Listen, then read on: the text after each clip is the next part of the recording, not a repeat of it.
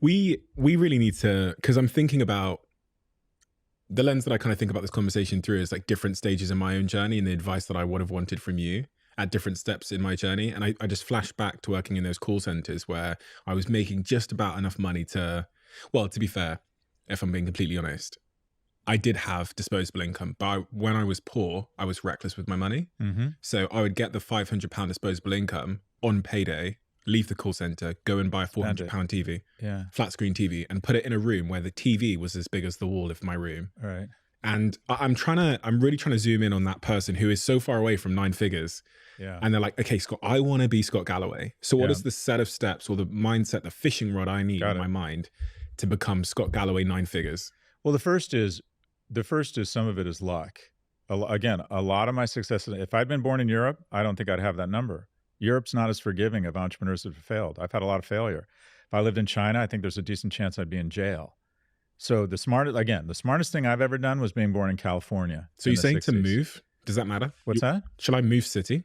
Oh, if you're young, the first thing you want to do is to get to one of 20 super cities. I'm just talking about someone who wants to be an economic animal, right? You might. Who doesn't? Okay, but some people might say, Scott, it's your way, it's not the right way. I want to coach football in my little village outside in the Amalfi Coast. I can make 55,000 euros running a small bakery and have a really nice life. I don't think they would have clicked. More power to you. That's not the majority of the people I hang out with. The majority of the young people I hear from realize that capitalism, the wealth equals relevance and love in a capitalist society, and they want to be economically very secure. The easiest thing, the best piece of advice is one, get credentialed. We live in a LinkedIn economy. What you did, your success is especially impressive because on average, people who get a college degree earn 50 to 100% more over the course of their life. There's an entire set of industries that are off limits to people that don't have credentialing. I worked for Morgan Stanley. We not only didn't hire people without college degrees, we didn't hire people that didn't go to one of 8 universities when I applied. 8. You had to not only go to college, you had to go to one of 8 colleges to get a job at Morgan Stanley at that time. So if you can get credentialing, the second thing, not everyone's cut out for college, I get that. The second thing is get to a super city. 2/3 of all economic growth over the next 30 years is going to take place in one of 20 cities. So if you're in that small town in Italy, you want to get to Milan as quickly as possible. And then if you can, you want to get to London as quickly as possible, or Munich, or a bigger city.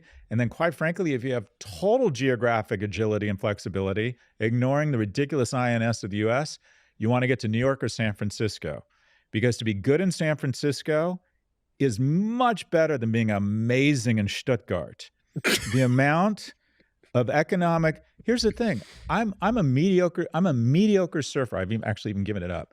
But when I was young and I used to go to Hawaii and the waves were perfect, I started believing I was a good surfer. Where I go to Aspen after a fresh coat of snow and I'm like, I'm a decent skier. No, you're not. The snow and the waves are fucking amazing. Anyone could be a good skier in this shit. Get to where the waves and the snow are amazing. And that's generally speaking in cities. And when you're young, you can be in a city because you can live in a 400 square foot apartment. You can be out of the house all day. You can dance between the raindrops and make money. But when you are in a city, you know how when you play tennis, if you play with someone much better than you, it elevates your game? Mm-hmm. When you're in a city, you're playing against Serena Williams every day. Everyone is smart. Everyone is well-dressed. Everyone is working hard. Everyone is taking chances.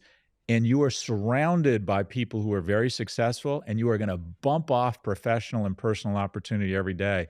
Do it while you're young, because when you start collecting dogs and kids, as I did in my 30s, I could no longer afford to stay in New York. So I had to move to Delray Beach in Florida. When I say have to, we have a wonderful life down there.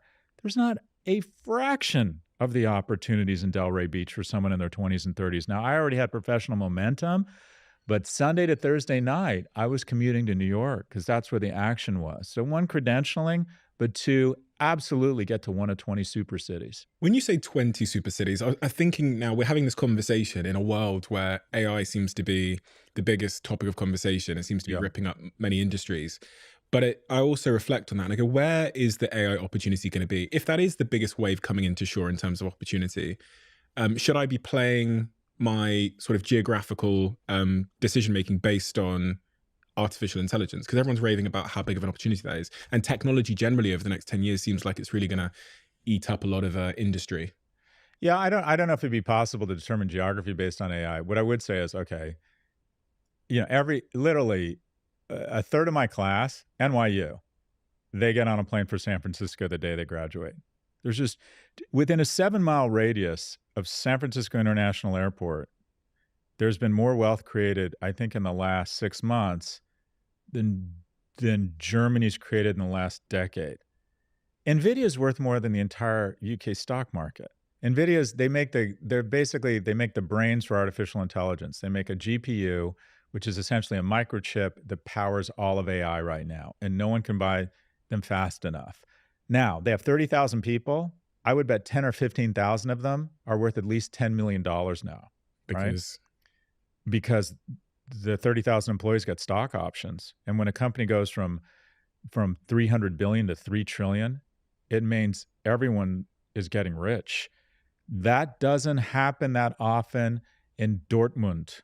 It doesn't happen that often. It doesn't happen. I'm being kind, right? You grow up in Ingolstadt, you either go to work for Audi, nothing wrong with that, make a good living. But if you're young and you think, I really want to get in front of the biggest waves, you want to go to one of several cities. You want to have the winds at your back. So if you're young, what do you have? You have agility geographically. But going back, you initially asked me, what's the algorithm? What are the steps? And I tried to, the book's called The Algebra of Wealth. I tried to distill it down to a small number of features. The first is focus. Go all in on something. Once you workshop in your 20s, once you find something you're really good at, that you could be in the top 1% at, and here's the key part, as we referenced before, that has a 90+% employment rate. And 90% of industries have that. But if you can be in the top 10% of an industry that has a 90+% employment rate, you're going to make really good money. First thing, focus. Try not to have side hustles. If you have a side hustle, it means your main hustle isn't working. Use side hustle to workshop new main hustles. But once you find something you're really good at, go all in on it. can I pause there just as we keep going? Because I want to just provide counter arguments just in case certain people are objecting in their own minds. I think about me in the southwest of England as I grew up, and I was in Plymouth working at a McDonald's. I worked there for 2 days, but I worked in retail and shops and stuff. What I had at that moment, in hindsight, was a void of information. So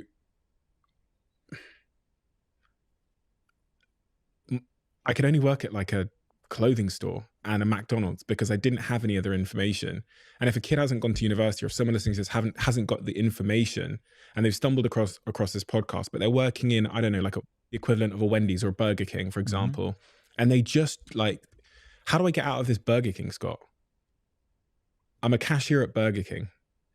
Yeah, look, I want to be clear.